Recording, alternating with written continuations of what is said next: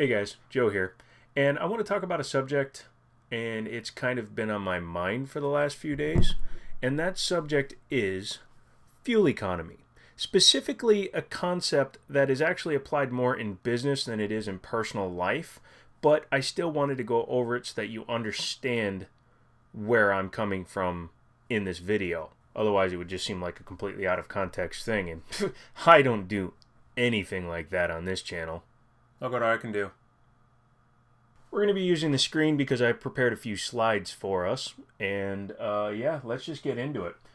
I refer to this as miles per paid gallon. And here is the scenario. Car A has one occupant, but this car gets 50 miles per gallon. A good hybrid does that these days. Car B is carrying 3 occupants, yet this car only gets 20 miles per gallon. Let's use my Mustang as the example, because it's what I was using when I wrote this. And my Mustang gets about 20 miles per gallon. My car is a track pack with a close ratio MT82 6-speed manual transmission and a 373 Torsen limited slip rear differential. Basically, when I'm going down the freeway, my RPMs are at about 2,400. Which is a lot for a reasonably large V8 engine vehicle with a manual transmission. Moving on. Car A uses 20 gallons of fuel to travel 1,000 miles. Now, in these scenarios, I'm not taking into account stopping, food, relaxation, any of that. I'm only talking about the physical use of fuel to travel over a certain distance. Car A, whatever it may be, uses 20 gallons of fuel at 50 miles per gallon to go 1,000 miles. Car B, the fun car, uses 50 gallons of fuel to travel the same 1,000 miles. In fact, these can be 2 cars in a caravan if you'd rather have that. Now, they're going to travel side by side so that things like air resistance and drag coefficients don't factor in because we've already determined what their MPGs are. Doing the math, Car A will use 20 gallons of fuel at an average, let's say, of $3 per gallon. I'm not sure what fuel is where you are. However, where I am, 87 octane is actually closer to $2 per gallon, yet I use premium in my Mustang, which is closer to $3 per gallon. So I'm going to stick with the $3 number, even for the hybrid vehicle. But as you can see, 20 gallons at $3 per gallon equals $60. Car B, on the other hand, is pretty much the inverse, and it uses 50 gallons of fuel at $3 per gallon. So that car is going to spend $150 for that same trip. As you can see, with only one occupant, Car A will cost $60 to travel 1,000 miles. Here's where it gets interesting. Car B, with 3 occupants, splitting the cost of the fuel over that 1,000 miles, it will actually only cost $50 per person to travel the same 1,000 miles. Now you can kind of see where I'm coming from in terms of the miles per paid gallon. If I had to pay for every single one of the 50 gallons and nobody else in the car was contributing to the travel costs, then yes, it would cost me $150 to travel 1,000 miles. But since I'm making my friends split the cost of the travel with me, we are each spending only $50. Therefore, over 1,000 miles, Car B is actually $10 cheaper per 1,000 miles per person.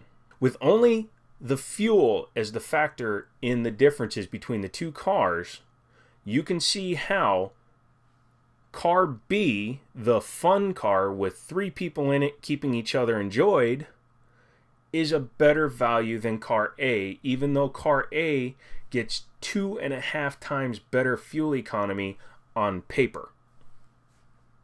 This leads me to where the more commercial applications of this are.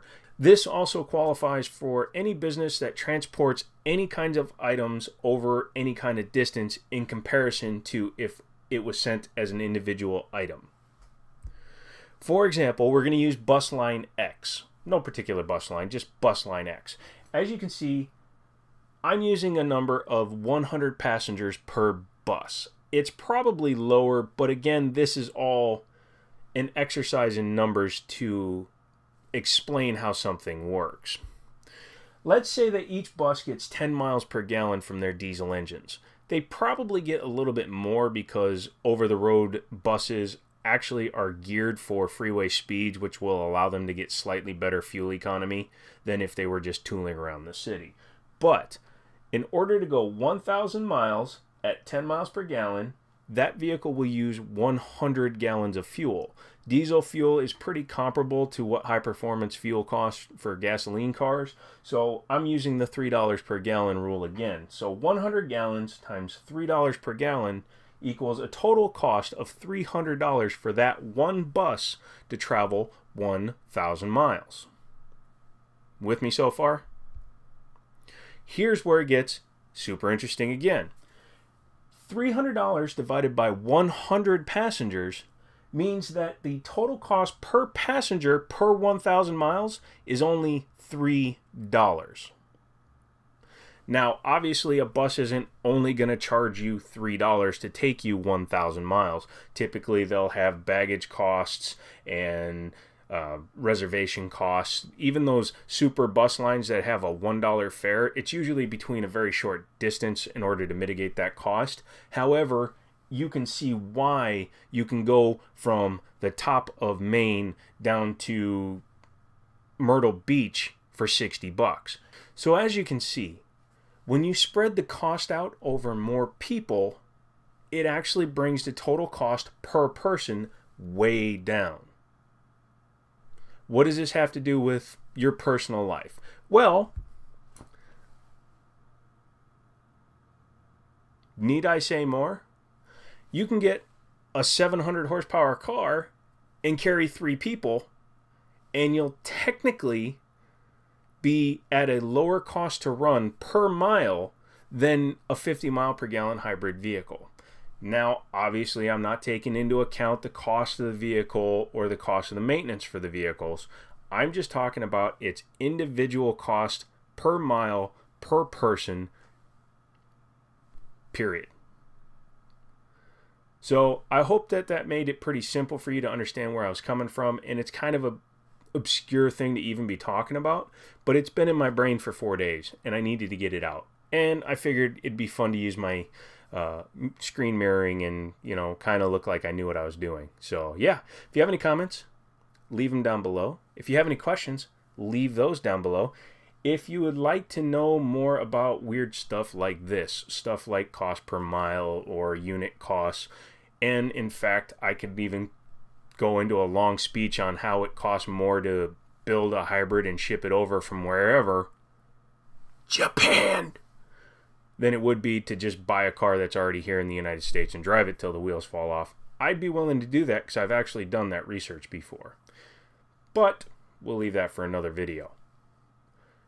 Give me a thumbs up if you could. And also, please check the lower corner in the video now, because as I do more videos and I'm learning how to do more things here, I'm going to start inserting stuff.